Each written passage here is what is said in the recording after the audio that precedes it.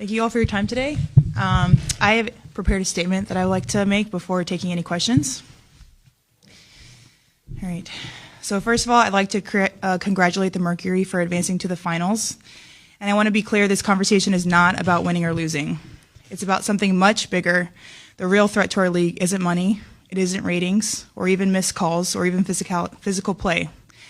It's the lack of accountability from the league office. Since I've been in the league, you've heard the constant concerns about officiating, and it has now reached levels of inconsistency that plague our sport and undermine the integrity in which it operates. Whether the league cares about the health of the players is one thing, but to also not care about the product we put on the floor is truly self-sabotage. Year after year, the only thing that remains consistent is the lack of accountability from our leaders. Sorry, I had to walk here in my boot. I'm kind of out of breath. The league has a buzzword that they've rolled out as talking points for the CBA as to why they can't pay the players what we're worth. That word is sustainability. But what's truly unsustainable is keeping a good product on the floor while allowing officials to lose control of games. Fans see it every night.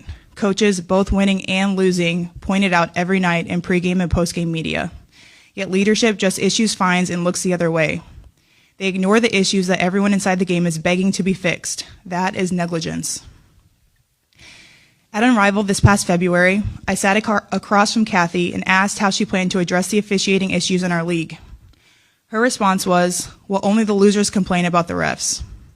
I also asked how she planned to fix the fact that players like Caitlin, Angel, and Paige, who are clearly driving massive revenue for the league, are making so little for their first 4 years. Her response was, Caitlin should be grateful she makes $16 million off the court, because without the platform that the WNBA gives her, she wouldn't make anything. And in that same conversation, she told me players should be on their knees thanking their lucky stars for the media rights deal that I got them. That's a mentality driving our league from the top. We go to battle every day to protect a shield that doesn't value us.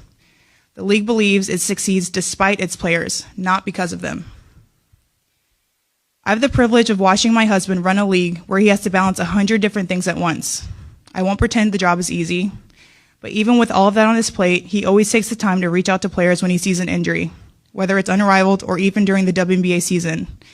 That is what leadership looks like. It's the human element. It's basic integrity, and it's the bare minimum any leader should embody. This year alone, I've gotten calls, texts, and well wishes from so many players across the league. Those moments remind me that sometimes there are things bigger than the results than this game we play. But do you know who I haven't heard from? Kathy. Not one call, not one text. Instead, the only outreach has come from her number 2 telling my agent that she doesn't believe physical play is contributing to injuries. That is infuriating, and it's the perfect example of the tone-deaf, dismissive approach that our leaders always seem to take. I've finally grown tired. For too long, I have tried to have these conversations in private, but it's clear there is no intention of accepting there's a problem. The league has made it clear it isn't about innovation, it isn't about collaboration, it's about control and power. I've earned this platform and I've paid the price to get here, and now I have a responsibility to speak on behalf of the fans and everyone in this league that deserves better. Our leadership's answer to being held accountable is to suppress everyone's voices by handing out fines. I'm not concerned about a fine. I'm concerned about the future of our sport. At some point, everyone deserves to hear the truth from someone who I hope has earned the benefit of the doubt to fight for what is right and fair for our athletes and our fans. We have the best players in the world. We have the best fans in the world. But right now, we have the worst leadership in the world. If I didn't know exactly what the job entailed, maybe I wouldn't feel this way. But unfortunately for them, I do. We serve a league that has shown they think championship coaches and Hall of Fame players are dispensable, and that's fine. It's professional sports. But I will not stand quietly by and allow different standards to be applied at the league level. Thank you.